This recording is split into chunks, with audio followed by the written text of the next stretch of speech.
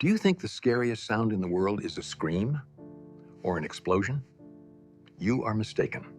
The scariest sound is when you walk into the kitchen on a Sunday morning, place 2 cups of coffee on the table, and hear only the ticking of the wall clock. Loudly, indifferently, because there is no one there to take the second cup. Right now, you are holding your phone, thinking you have eternity ahead of you. You say later to your parents. You say, not now, I'm busy to your children. You put off, I'm sorry, until tomorrow, as if tomorrow is a guaranteed clause in a contract with God. My name is Elias. I am 84 years old. I am an architect. I build bridges crossed by millions of people every day, connecting shores that seemed impossible to bridge. But today, the only thing ours, to me, is the echo in this vast, empty house that I designed myself. I outlived my wife, my friends, and even my enemies. Now, at the sunset of my days, when the body weakens but the mind becomes frighteningly clear, I have learned the difference between regret and remorse. Regret is when you think, I could have made this drawing better. Remorse is when you realize, I built the wrong bridge, and now I am on an island with no way off. I have learned to accept this silence. I have found a stoic wisdom in it. But if I could go back, I would burn all my blueprints for just one more dinner with her. Listen to the confession of a man who has nothing left to lose but the truth. When I was 35, I lived in what I now call the era of the great lie. I was convinced that the world was merely raw material, clay waiting for my hands to give it form. I was obsessed. I wasn't just building a career, I was erecting a monument to myself while I was still alive. I had a symbol of my power, a heavy, cold brass compass of German make, the perfect instrument. Its needle was razor sharp, and the hinges moved with an oily smoothness. When I held it in my hands, I felt I controlled space. I could trace a circle, and everything inside that circle obeyed my rules. That compass lay on my oak desk like a king's scepter. It signified precision. It signified that there would be no mistakes. God, how blind I was. I remember the autumn of 1978. I was working on a viaduct project that was supposed to be my ticket to the major league of architecture. I didn't sleep for days. My fingers smelled of graphite and the ammonia from fresh blueprints. I subsisted on caffeine and ambition. That evening, rain was pouring outside, a cold November rain, tapping against the office glass like hundreds of little knuckles demanding attention. The door opened quietly. It was Sarah, my wife. She stood in the doorway, holding 2 theater tickets. She had bought them 6 months in advance because she knew how much I loved that play in my youth.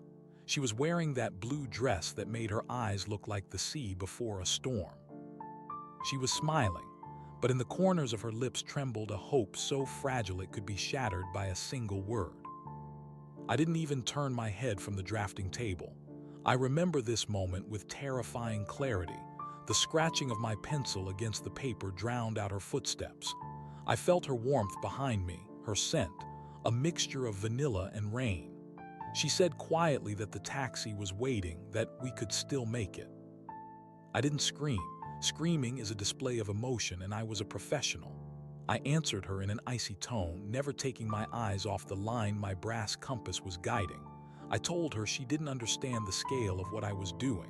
I told her this viaduct would stand for 100 years while the play would be forgotten by tomorrow. I told her to go alone. I threw a phrase at her that is now branded on the inside of my eyelids. We'll go next time, when I'm finished. We have our whole lives for theaters. I heard her place the ticket on the edge of the desk. The paper rustled softly against the wood. Then came the click of the door handle, a quiet, careful click. She closed the door so gently so as not to disturb my greatness. I was left alone with the compass and the drawings. I felt like a winner. I thought I had one time for my work. In reality, in that second, I lost everything. Life has a cruel sense of irony. It doesn't punish us immediately. It waits until we believe in our invincibility. 7 years passed. The viaduct was built. I received awards. My brass compass still lay on us. But next time for the theater never came. There was always a new project, a new tender, a new summit. The call came on a Wednesday at 2 in the afternoon. The dry voice of a doctor, sounding as mundane as if he were reporting the weather forecast. Aneurysm. Instant. She collapsed right in the garden where she was planting tulips. The drive to the hospital has been erased from my memory, leaving only a sensation of nausea and shaking hands that couldn't fit the key into the ignition. But the hospital itself, oh, I remember every second in that intensive care unit. It was a world devoid of architecture and beauty. It smelled of bleach, old plastic, and something metallic, the scent of blood and fear. The light of the fluorescent lamps was unbearably white. It cast no shadows, exposing everything. Every wrinkle, every stain on the floor, every second of fleeting time. I sat on an uncomfortable plastic chair by her bed. Machines beeped around us. A monotonous, rhythmic beeping that counted out the beats of a heart I had broken so many times with my indifference. She was unconscious. Her face, usually so lively, was hidden under a mask of tubes and tape. Her hand, which I was holding, was cold and unnaturally heavy. Her skin seemed thin, like papyrus. I looked at my hands, hands that had drawn skyscrapers and bridges. In that moment, they seemed like the universe. All my millions in the bank, all my connections, all my knowledge of structural mechanic, had all turned to dust. I couldn't buy her a single breath. I couldn't design an exit from this room. I started talking to her. I whispered, my voice breaking into a wheeze. I told her about how we would go to Italy as soon as she woke up. I promised her that theater. I swore I would burn all my blueprints. I lied. I was lying to myself, trying to bargain with a God I didn't believe in. At some point, I felt thirsty. I went out into the corridor to a coffee machine. The coffee was in a cheap styrofoam cup, bitter, tasting like burnt rubber. I stood there in the hallway, clutching that cup, staring out the window at the parking lot. Down there, people were getting into cars, laughing, arguing, living. And I stood behind the glass, separated from life by an invisible wall. And then I understood. The full horror of my situation crashed down on me heavier than any concrete slab. I realized that all those times I said, later, I was stealing from both of us. I was stealing moments that could never be returned. I thought I was building a foundation for our future happy old age, but I was building a crypt. When I returned to the room, the rhythm of the machines had changed. It became slower. I dropped the cup. Coffee spilled in a brown puddle across the white linoleum. I grabbed her hand, but she was already leaving. The silence that followed the final beep of the monitor was louder than the roar of a jet engine. It was the silence of the end. 15 years have passed since that day. I still live in the house we built together. But now it is not a home, it is a museum of my mistakes. In the mornings, I go down to the kitchen. My joints creak, reminding me of my age, but that is nothing compared to the pain in my chest where my heart used to be. I brew tea, but it has no taste. Taste is given to food by the people you share it with.